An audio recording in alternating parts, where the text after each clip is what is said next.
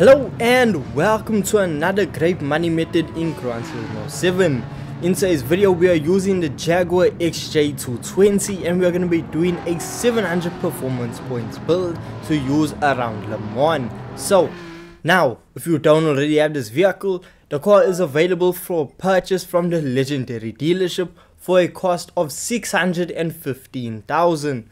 If you go into a legendary dealership and it is not there, well, sadly you're gonna have to wait for it to come back. Now that you have the vehicle, we are gonna head straight on over to the tuning shop. Now once we reach the tuning shop, we are gonna purchase all of the items that are on your screen right now. And yes, there are quite a few items. You are basically gonna fully upgrade the Jaguar XJ220. Now the cost of that should be roughly around 200,000 credits. So in total, the car is going to cost you just over 800,000 credits, which does sound like a lot, but after doing this event just a single time, you will make all of your money back. So it's really a win-win situation because you're going to have basically no money spent on it because you're going to earn it right back, and you are going to end up with one iconic and fire vehicle. Now after the tuning shop, we need to head on over to GT Auto because we need a Type A front splitter and we need a Type A rear spoiler. These two items are essential to get us to change the downforce of the vehicle. Now that we have all the parts we need, we are going to focus on the tune. So starting off with our tire compound, we need racing hard tires because this is what we are going to start out on. Then if rainfall does occur, we are going to switch on over to intermediates or racing wets. That is really up to you. So you can either purchase one or the other or purchase both and know you're just covered for whatever rainfall occurs. Next up we have the suspension. We have a fully customizable suspension. Now the actual adjustments of the suspension plays no role in affecting your performance points rating, so you can use and tailor it to your personal liking. But if you just want to follow mine, it is as follows. So body height adjustments is going to be 105 in both front and rear. Anti-roll bar is going to be 8 for both front and rear. Dampening ratio compression is going to be 38 for both the front and the rear. Dampening ratio expansion is going to be 50 for both front and rear. Natural frequency is going to be 3.60 in the front, 3.80 in the rear. Negative camber angle is going to be 3.0 for both front and rear.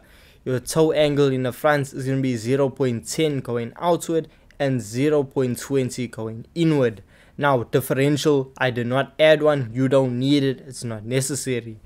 Then we're going to head on over to downforce. The front downforce is going to be set to 110, your rear to 320. This will give the car enough downforce to still go around the corners like an absolute dream, but it will still give it just the right amount so that the car still has a very high top speed. So your ECU is going to be fully customizable and set to 92. Your ballast is going to be set to 186. Your ballast positioning is going to be at -50. Your power restrictor at 100. So your ballast is so high because of how much power we have. With Le Mans having a massive straightaway, we need as much power as physically possible. So your ballast is going to be set to 186. Now for your transmission, you need a fully customizable manual transmission. This is essential. You need a manual transmission. Not the fully customizable racing transmission. This will affect your PP rating. So your manual transmission set to 320. No manual adjustments are needed, but you can tailor it to your liking. It does not affect the performance points rating. The next page is going to be as follows. Your turbocharger is going to be a high RPM turbocharger. You don't need any anti-lag. Your intercooler is going to be set to racing. Your under intake and exhaust is going to be your air cleaner is going to be racing. Your silencer racing. Exhaust manifold racing. Your brakes, your braking system is going to be a racing slot disc.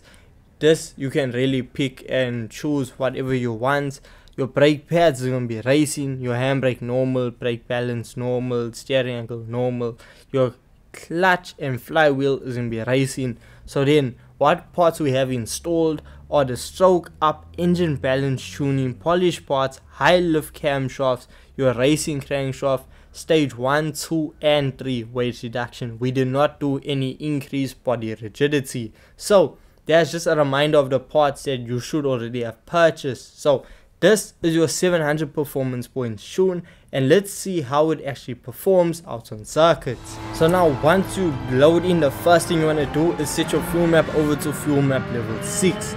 And this is a mandatory because the biggest downfall when using a Jaguar XJ220 has to be the car's fuel economy. The car is extremely dusty when it comes to fuel consumption.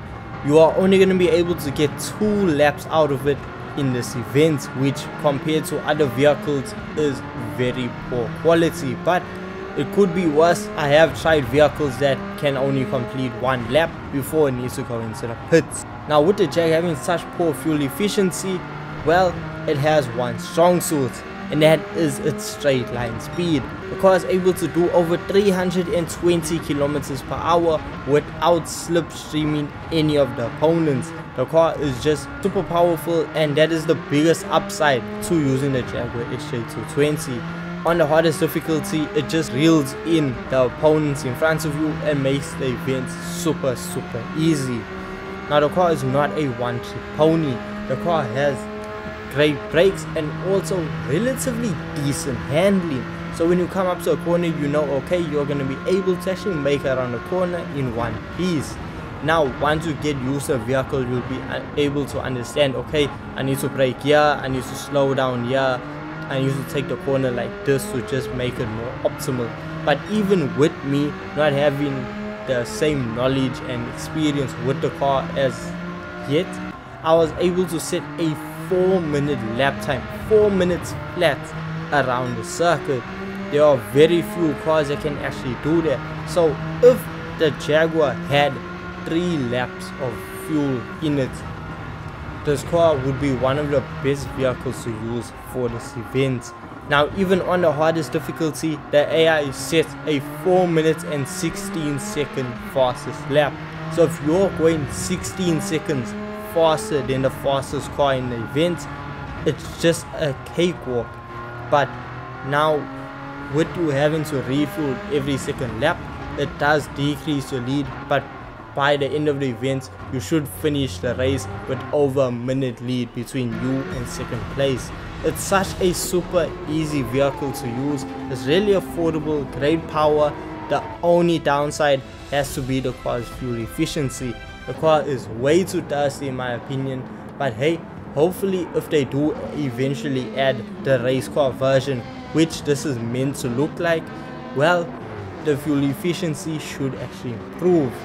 But fingers crossed that we actually see their car make an appearance in game.